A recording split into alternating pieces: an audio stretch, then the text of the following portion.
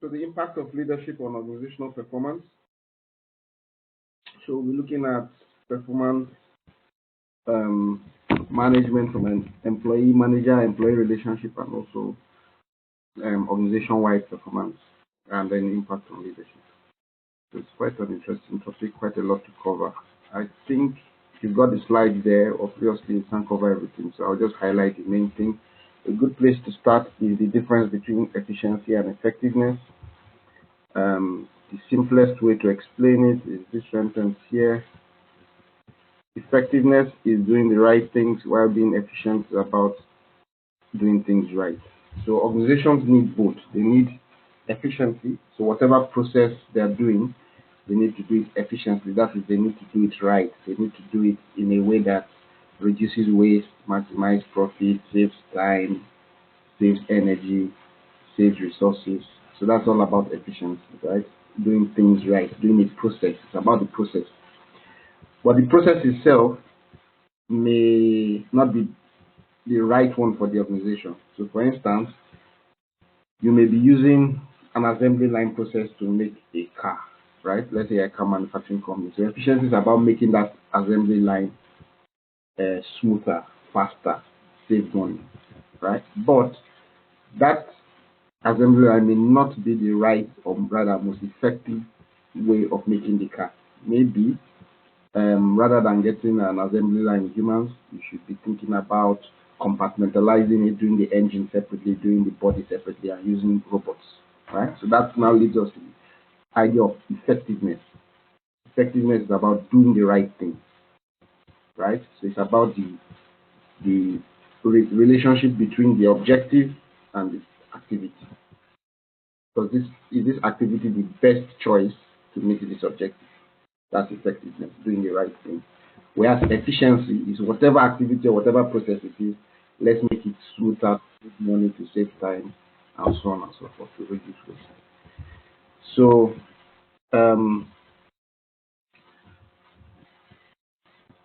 so those are the key differences. Effectiveness, producing the intended or expected results, is what we are focused on. Very result oriented, whereas efficiency is about reducing waste with less time and effort, functioning in the best manner possible. So we therefore talk a lot about organizational effectiveness, the overall efficiency in the organization, but also the overall manner in which we can say this organization is meeting its objectives. The organization meeting strategic objectives, and is it involved in the right things to meet those objectives, using the right things to meet these objectives, right? So it's a key idea. So let's look at some of the things that can help. When you start talking about effectiveness and efficiency, very quickly start talking about performance. How do we measure performance? What should be our objectives? What should be our performance targets? What should be our KPIs, our key performance indicators? What should be our CSFs, critical success factors? Because if you choose the right performance objective, then that is right for your company, then you are going to be effective. Effectiveness is about getting the right targets, the right objectives. Then when you now measure how you do this, your performance measurement, then you are now talking about efficiency, right? So first of all, select the right objective. Secondly, now measure and monitor it to ensure that it's done efficiently. So for instance, if your company the objective should be about innovation, and you set the wrong performance target about cost reduction, right? No matter how efficient you are at cost reduction, you're not going to be effective. You've lost. You set the wrong performance target. So first thing is get the right objective, the right performance target, the right KPI. Secondly, is now monitor that performance, measure it, manage it to ensure that this innovation or cost effectiveness or whatever is done right, and money is being saved, time is being saved, resources are being saved, resources are being used rightly, and so on. So we have the different ways of measuring performance. The most common one being financial performance, your profitability, your liquidity and cash flow, how much cash you have at a point in time, risk, and so on and so forth, return on investment. And then traditionally also have non-financial performance measurements such as productivity. So for instance, how many um, products do you get per employee? So one employee should be able to do 100 products a day, or can you increase that to 150, whatever. Productivity measures and quality measures. So it's not about just the number of things you produce, but the quality at which you produce, that they are produced, they meet the quality standards. More recently, we have the idea of balanced scorecards, saying you shouldn't focus so much on the financial performance, but you also look at customer perspective. So the financial looks at your shareholders, their perspective. The customers will also need their customers' perspective. So things like customer satisfaction, customer loyalty, these should be things that you should include in your performance targets and measurements. Then it also looks at the employee perspective, so things like employee learning and growth and development, so your HR aspects and your process efficiency. So how efficient are your processes? So very popular modern way of measuring performance with balance scorecard to balance all four aspects: financial, customer, process, and internal learning and growth. And then another way of measuring performance is benchmarking. So you can benchmark internally. So the company made X amount of cars last year, so this year we can benchmark against that to know whether they're doing better or worse, right? And get a trend for the past 5 years. You can benchmark against your close competitors. So our competitors make 1,000 cars per year. So how are we doing? Are we doing better or worse than them? Yeah, right? You can benchmark at functional levels or strategic, the whole organizational level. So these are different ways as a manager, as a strategic leader, you need to start thinking about efficiency and effectiveness, setting the right performance targets, and then measuring and monitoring them. So some of the key aspects we like to highlight is the difference between profit-seeking companies and not-for-profit organizations, public sector organizations, charities, third sector organizations, NGOs, non-governmental organizations, and so on. Your performance targets will be different. Obviously, for a profit-seeking company, you need to really focus a lot on profitability, which will be driven by things like reducing costs, improving sales, and so on, and benchmark against your close competitors. For not-for-profit organizations, you really need to have quality performance targets, things that focus on service quality, number of people served, quality of service provided, whether it's providing electricity or water or police protection or whatever, or as an NGO, health services or whatever, education services. You can also have cost performance targets to ensure you're efficient, delivering the things at low cost, value for money, and things like that. You don't really have competitors sometimes to benchmark against, but there are standards you can benchmark against, industry standards and things like that. That's one difference depending on the company you lead in future, looking at their performance and efficiency and effectiveness, a big difference. So we've introduced the whole idea of management as a process of planning, organizing, leading, controlling resources. So obviously managers are key in delivering efficiency and effectiveness, they're key in performance management. So a big aspect of what you'll be doing will be getting your managers to be strong on performance management, manage the employees' performance well. So we've talked about organizational performance, we've talked about the balanced scorecard and things like that, measuring the whole organization performance. But you now need managers who will now manage employee performance, team performance, right? Which obviously need to be aligned to this organizational KPIs and scorecards and things like that. So this model of performance management talks about how to develop organizational effectiveness, shows you that leadership is a big factor. So obviously you have the quality of your leadership there will play a big part in motivating your employees, developing your employees, and inspiring your employees, and managing them well. Then the group relationships, so the group dynamics, team dynamics, the way you structure your organization, so systems and structures, how you reward performance, and your reporting lines, are they efficient, and so on and so forth. So all those are key aspects of that will determine your organizational performance. So to improve organizational effectiveness, you need to get the right leadership, you need to have good group relations, team dynamics, and you have to have the right systems and structures. Everything from your IT system, organizational equipment and infrastructure, offices, and reward systems, reporting lines, organizational structure. So that will lead into that those things will impact a couple of things. They will impact the individual employees in terms of increasing or developing their ability. So you need to focus on recruiting the employees with the right ability and developing this ability further. Obviously, things like leadership and so on play a part in that. So ability is one thing. Now, some employees may have the ability, that means they can do the job right, but they don't have the motivation to do it. So this is where especially your leadership and your reward systems and structure come in place to motivate them. So the first thing is, does your employee have the right skills or ability to do the job?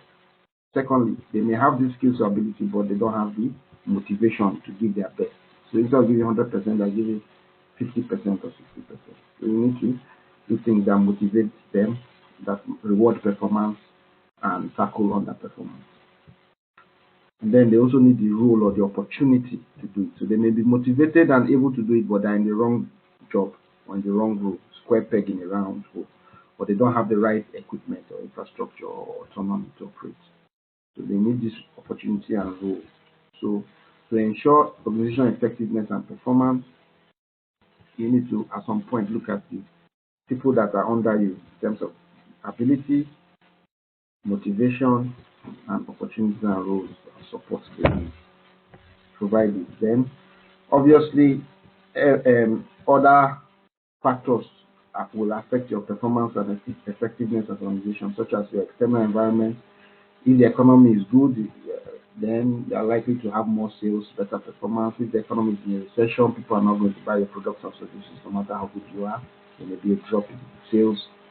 So the external environment is a big factor. Your physical environment, your ability to provide the infrastructure, office space, equipment, and so on, and your technological environment, your ability to provide the computers, machinery, and so on. Right. So these are all going to impact on the organizational effectiveness. Right. So it's a good model to help you analyze where your organization may be weak and needs strength in terms of developing organizational effectiveness. So moving on very quickly, we also need to remember that organizational effectiveness is about choosing the right goals and strategic objectives. So your purpose, your vision, your mission, strategy, they're important. We've covered a lot of this when we talked about leadership, leaders' role in developing vision and mission and so on. So, but we can't overemphasize it, right? Also, setting the tone from the top, setting the organizational culture and role modeling it as a leader will lead to, for instance, a culture that can inspire performance or not take performance serious, right? So what are the core values also? Do you believe that the end justifies the means and pressure people to take cut corners and do unethical things, to get performance, or do you focus on both the means and the end to which you are focusing on the end, that's the goal, and the means to achieve them? So your core values and your ethical practices are important. If not, you get performance but at a price, and one day there will be a scandal and a lot of unethical practice may be revealed. People may go to jail, you may lose your brand reputation. So these are key aspects we highlight and that we feel are important for aspiring strategic leaders to pay attention to. Peters and Waterman are also very influential when we talk about the high-performing organization or organizational effectiveness. So their book came out some time ago, but it's been very, very popular. And what they basically did was to look at what they felt were excellent organizations or top performing organizations and try to look at the common characteristics. What are common across all these organizations that have excellence, organizational excellence? What was the common denominator so that they could get, if you like, get the secret of organizational effectiveness. And they, based on their research, they came up with these 8 factors that deliver organizational excellence. So their book was called In Search of Excellence, very popular book for many years. And they were arguing that the organizational excellence is delivered by these 8 things. So, as a leader, therefore, your job is to find out how to deliver these things in the organization, how to introduce or nurture them in the organization. So the first one is bias for action. So strong emphasis upon experimentation and trying out new ideas, innovation, and so on and so forth. Being proactive, being innovative, and being hands-on. A bias for action. So some organizations that are not laid back but are keen to try new things and keen to implement. That's what they call a bias for action. The second criteria for them was closeness to the customer. Organizations that don't take time to get customer feedback, understand how customer moods and tastes may be changing, understand how customers experience their products or services, access these things, and where customers want improvement. Organizations that don't do these things will start losing out to their competitors who actually do these things. So rather than sitting down as employees and managers and designing your strategy and your product or service, so on and so forth, what they are saying is customer knows best. Go and find out. Talk to the customer, or even approach the organization as a customer. Go outside and come back as a customer. Buy your own goods and services. See how it is. Go to your competitors, and compare. That will give you an edge in terms of customer satisfaction and customer retention and loyalty. Autonomy and entrepreneurship is the third thing they emphasize. So here they talk about risk taking as an entrepreneur. So organizations that have leaders that are entrepreneurial, that are okay to take risks, okay to make a few mistakes in order to learn and take risks, try new things, foster innovation, and give some level of autonomy to managers or leaders lower down to take some of these risks, tends to be the excellent organizations. Productivity through people. So this is where you view your employees as your key assets, source of ideas, you focus on recruiting the best quality people. That's your top talent. So rather than focusing on productivity through machinery or robots or whatever, you value your people and you always know that people provide a competitive advantage if you get the best people, for the job and they are well motivated and happy. So a high levels of employee engagement, need to be targeted to get the best out of the employees. They also identified a strong value system. So top managers tend to see their roles as that of managing the values of the organization. So a lot of this has to do with managing the organizational culture and values. That where you have an organization that can embed some of these things, either the love for quality or the love for innovation in culture, or the fact that you always play by the rules, always carry out ethical conduct, don't do anything unethical. Those kind of things are the organizations that excel, because at the end of the day, your values are what will protect the organization and what will inspire the workers to move in a certain direction. So the organizational culture is very important, and they see it as the role of the leaders to manage this. They also have what they call stick to the knitting. So organizations that excel are organizations that stick or stay focused on their specialization, what they do well. They don't try to do everything. So if you're a car manufacturing company, focus on manufacturing cars. Everything else you can outsource. So your cleaning of the factory, um, providing food to your staff in staff canteen or restaurant, all those things you can outsource. Don't try to do everything that supports manufacturing the car because you're not good at those things and it will distract from your time and energy. Focus on car manufacturing and get others who specialize in those other things to provide the support services. So they say stick to the knitting, and this is where you see a lot of organizations will sell off parts of their business because they want to focus on other things. So sometimes you see, oh, Coca-Cola is selling off coffee business because it wants to focus on soft drinks, fizzy drinks, that kind of thing. Stick to what you're good at. Simple organizational structure. So they recommended a simple and organic organizational structure. And says avoid complex bureaucratic or matrix structures. Have a simple reporting line as possible.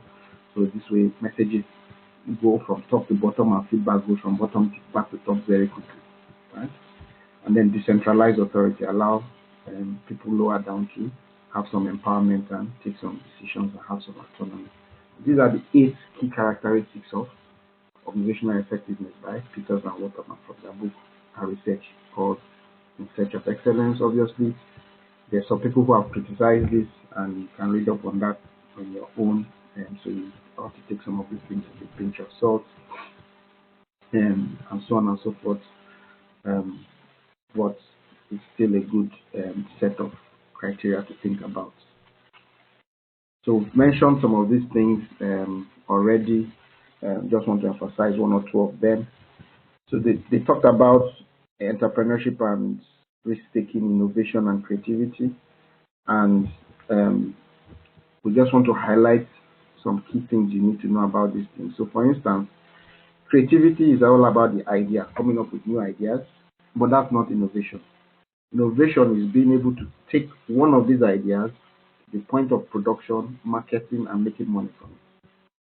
So you can have a lot of creativity, 10 ideas in coming in the past 1 year, but none of them are innovation because none of them went through the whole process of getting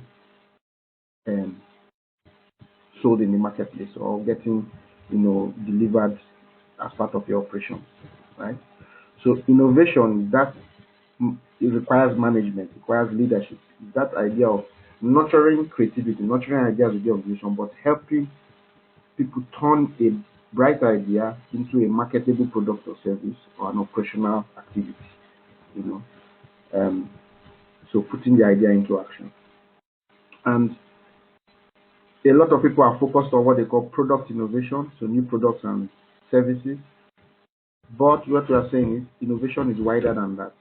Also look at process innovation, anything that adds value to your existing process. So if you're a car manufacturing company and you come up with a new type of green car, electric car, that's a product innovation. That's the most common one. But we also encourage leaders to think about how to nurture process innovation. So you may still be producing your old diesel or petrol cars, but producing them in a more effective way through an innovation. For instance, through a new technique of production, right? That saves money or saves time or whatever. So look at process innovation. It's often forgotten by leaders, but can also be quite impactful in terms of improving organizational efficiency and effectiveness. So those are the key things we wanted to highlight there. Also in terms of ideas and creativity, a lot of people focus from ideas within the business, right? Creativity inside the business.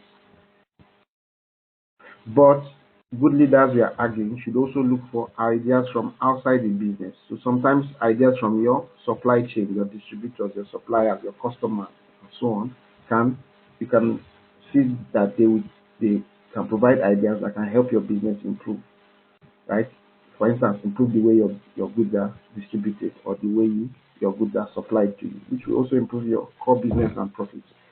So don't just limit yourself to innovation within. Look for how you can tap into innovation outside the business.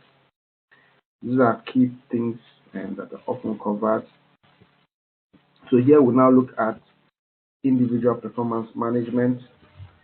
Um, so as a manager, we said you need to manage your employees, and key aspect of that will be the performance appraisal meetings, setting targets, objectives with them, monitoring their performance, coaching them, supporting them, providing training, and then appraising them. Some people will go on to formal rating and review and ranking. So this model shows you a typical example of, of organizational performance management, at the individual level, employee level.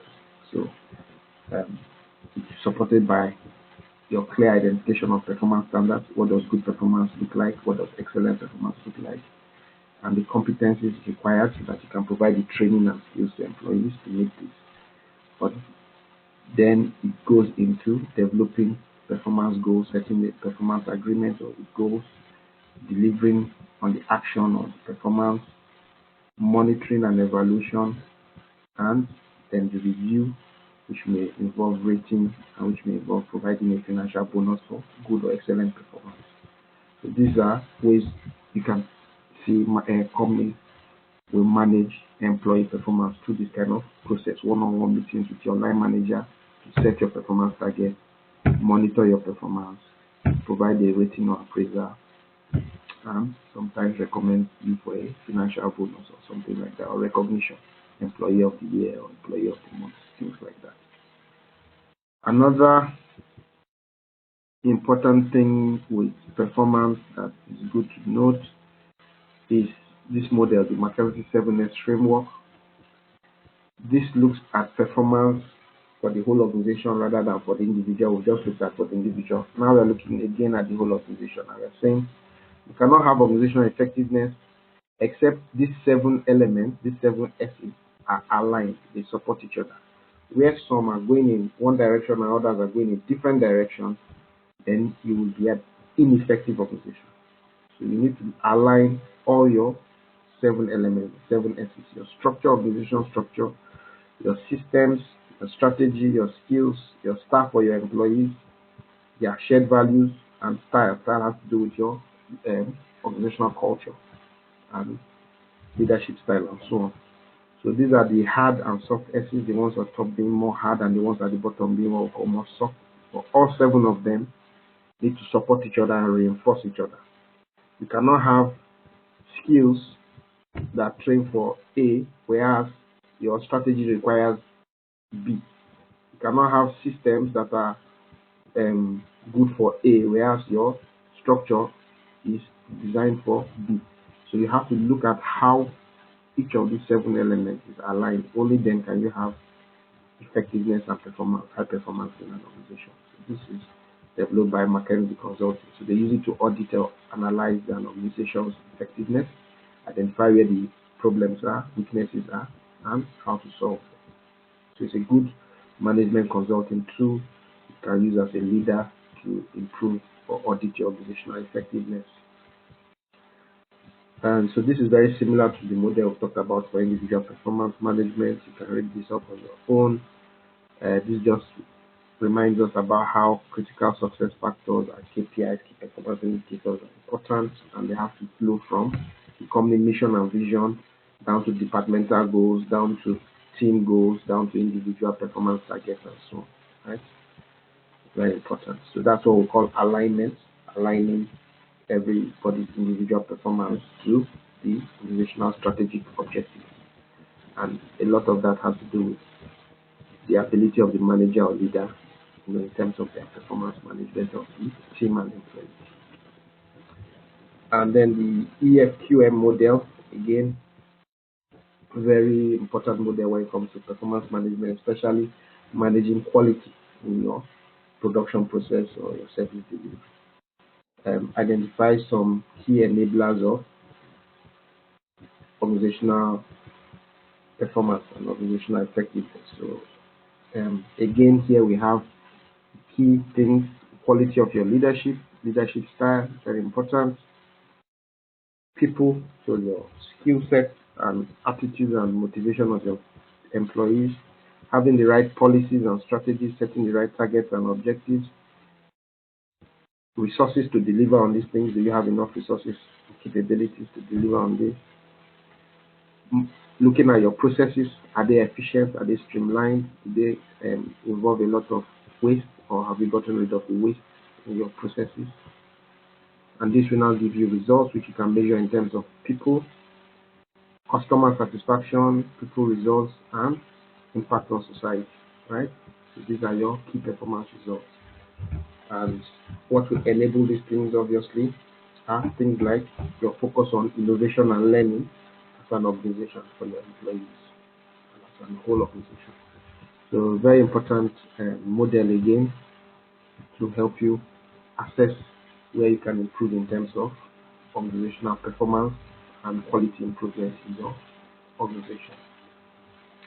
So we've covered quite a lot. We've introduced the concept of effectiveness and efficiency for organizations. We've looked at performance management, performance targets, performance measurement. Now let's look at leadership development, because that's a key thing. Most of these models have highlighted leadership as a key aspect of delivering efficiency and effectiveness and performance. So how do we develop this leadership, right? So we'll look at some examples of methods to develop leadership. So when we talk about leadership development, we're talking about developing a broad range of cohort of leaders in an organization. Leader development is more specific, where you're looking at developing a specific individual, set of individuals. But leadership is across the whole organization, and we'll start talking about different methods such as coaching and mentoring and things like that. We also mention things like succession planning. So a big aspect of leadership development is identifying key roles and then identifying potential successors. So you don't wait until somebody resigns or dies or goes to another company and then start struggling to fill the role. For any role that is a key senior top leadership role, while you still have somebody in the role, an incumbent, you have to identify the potential successor, so that at a moment's notice you know who can take over, right?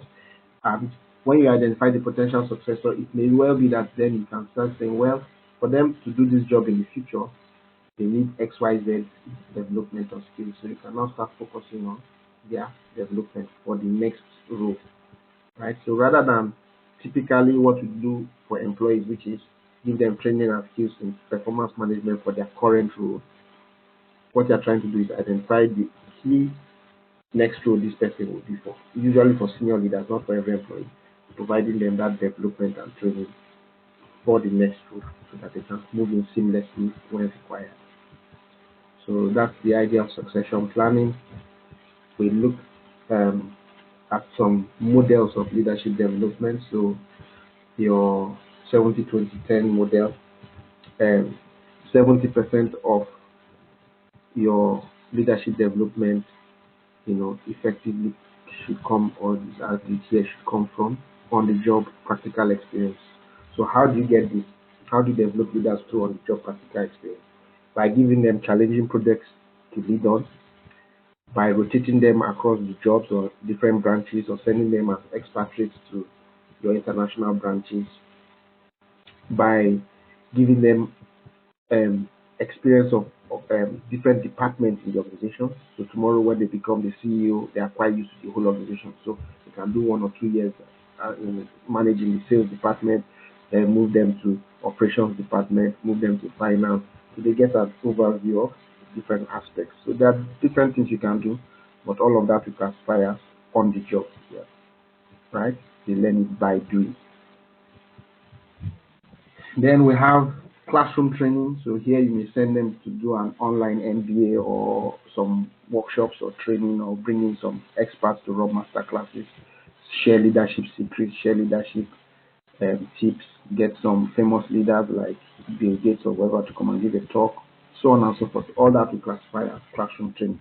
Whenever you get people and they have to listen to a presentation and then they can ask questions. So about 10% of that, your leadership development will probably come from that. And then 20% will probably come from coaching and mentoring. So this is linking your leaders to more experienced people within or sometimes even outside the organization who can coach them or mentor them. Coaching is about helping them develop specific skill sets.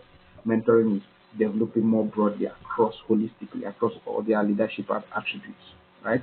So if, for instance, you want them to learn project management skills, then you get a coach to coach them on project management skills. But if you want them to develop in totality, holistically as a leader, then you get a senior leader who can mentor them, right, and share experiences and recommend books they can read and recommend things they can do and discuss their experiences so they can reflect and learn on their experiences through the guidance of a more senior mentor.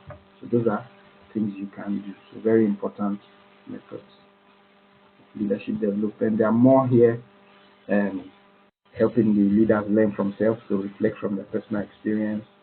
So it's a process you can get leaders to think about things that went well last year, what they can learn from it, things that didn't go so well, what they can learn from it. Again, you can do this as part of mentoring or even coaching, right? And so on and so forth. Different development strategies, different areas to develop on. So you can read this up on your own, but it's a good model for areas and ways to develop leaders. So we've looked at leadership development, and another thing that sometimes comes up in terms of organizational effectiveness is the idea of developing your strategic capability as an organization. So developing your resources and competencies, yeah, that's the model there. So we normally use this model to identify your physical, financial, human resources and competencies. Resources are things you have, for instance, your machine and equipment and people. Your competence is how you manage this. So how do you manage your people? How do you manage your resources? So based on this, you can identify your capabilities, where you need to improve, right?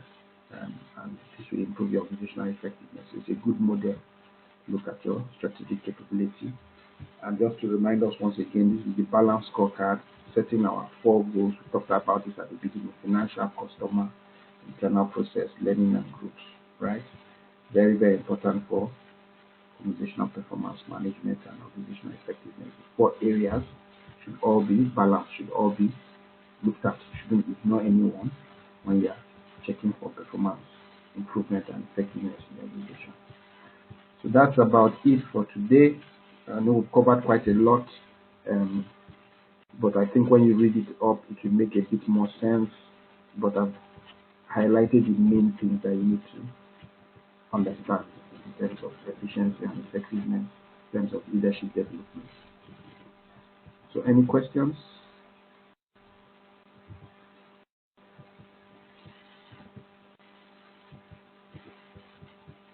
Any questions on this?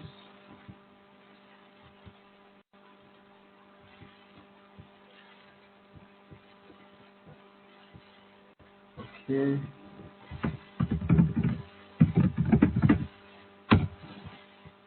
All right. So hopefully you can read up on this, and